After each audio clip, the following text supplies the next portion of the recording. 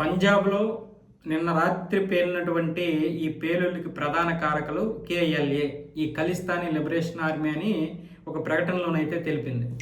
నిన్న border security force దగ్గర పేలినటువంటి ఒక స్కూటర్ బాంబు, అలాగే అమృత్సర్లో 2 గంటల తర్వాత పేలినటువంటి ఇంకోటి, రాత్రి 8 గంటలకు ఒకటి, 10 గంటలకు ఒకటి, ఈ 2 పేలుళ్ళకి 2 బీఎస్ఎఫ్ జవాన్లు అయితే చనిపోయారు, అలాగే 3 గాయపడ్డారు. దీన్ని ఇప్పుడు ఖలిస్తానీ లిబరేషన్ ఆర్మీ వాళ్ళు ఒక ప్రకటన చేశారు.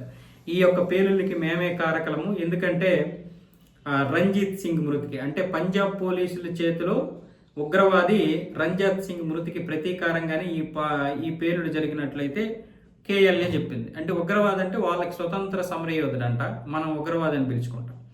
ఈ ఉగ్రవాదిని వాళ్ళు పోలీసులు చంపినందుకు ప్రతీకారంగా ఈ యొక్క దాడులు చేశామని ఖలిస్తానీ లిబరేషన్ ఆర్మీ చెబుతోంది. అంటే ఉన్నటువంటి ఉగ్రవాద సంస్థలు సరిపోక మళ్ళీ వీళ్ళు ఖలిస్తానీ, అంటే ఇప్పుడు పంజాబ్ని ఖలిస్తానీ దేశం చేయడానికి చూస్తున్నారు. దీనికి ఫండింగ్ కెనడాలో ఉన్నటువంటి ఖలిస్తానీ ఉగ్రవాదులు పంపిస్తుంటారు. వాళ్ళు కూడా ఇక్కడికి వచ్చి ఉగ్రదాడులు ఎలా చేయాలో చెబుతూ ఉంటారు. అక్కడి నుంచి కూడా ప్లాన్లు చేస్తూ ఉంటారు. వీళ్ళకి ముస్లింలు ఏమొచ్చేసి సపోర్టు, వాళ్ళకి వీళ్ళు ఏమొచ్చేసి సపోర్టు. ఈ విధంగా దేశాన్ని భ్రష్టు పట్టించేస్తున్నారు.